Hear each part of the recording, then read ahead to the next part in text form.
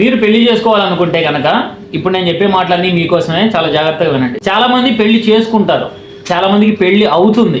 పెళ్లి చేసుకోవడం వేరు, పెళ్లి అవ్వడం వేరు. చాలా మంది పెళ్లి ఎందుకు చేసుకుంటారు? అసలు ఏదో ఒక జీవిత భాగస్వామి కావాలని, నాకు ఒక తోడు కావాలి అని, లేకపోతే నలుగురు నువ్వు చేసుకోవట్లేదు ఏంటి అని అనుకుంటారని చేసుకుంటారు.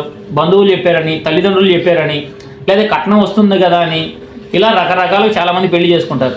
ఎవరికైనా సరే ఏమవ్వాలి?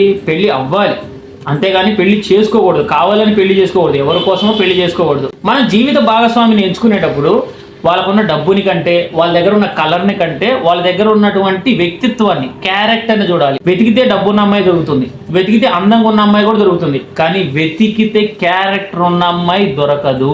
లక్ ఉంటే మాత్రం నీ లైఫ్ లో క్యారెక్టర్ ఉన్న అమ్మాయి వస్తుంది. అదే మీకు వ్యక్తిత్వం లేని అమ్మాయిని కనుక మీరు పెళ్లి చేసుకున్నారనుకోండి, ఆ అమ్మాయి తీసుకునే నిర్ణయాలు మీ జీవితాన్ని తలకిందులు చేస్తాయి.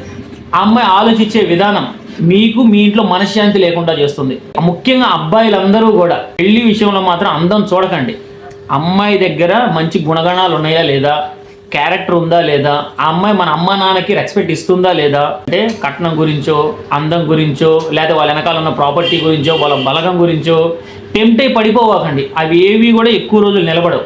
వాళ్ళ యొక్క క్యారెక్టర్ మాత్రం జీవితం నిలబడుతుంది. 2025 సమాజంలో మనం 2026లోకి ఎంటర్ అవబోతున్నాం. ఈ 2026 సంవత్సరంలో మీరు అమ్మాయితో మాట్లాడకుండా కనీసం ఒక 6 నెలలు అయినా అమ్మాయితో మీరు ఫ్రెండ్షిప్ చేయండి. అప్పుడు మీరేంటో అమ్మాయికి తెలుస్తుంది, అమ్మాయి ఏంటో మీకు తెలుస్తుంది. అప్పుడు మీరు 100 ఏళ్ళు హ్యాపీగా ఉండొచ్చు. 6 నెలలే మీరు ఫ్రెండ్షిప్ చేయలేనప్పుడు మిగతా 60 సంవత్సరాల జీవితాన్ని ఎలా గడుపుతారు? 100 ఏళ్ళు ఎవరికి లేవు బ్రదర్. చదువుకోవడానికి ఇప్పటికే మనకు ఒక 20-25 సంవత్సరాలు అయిపోయింది.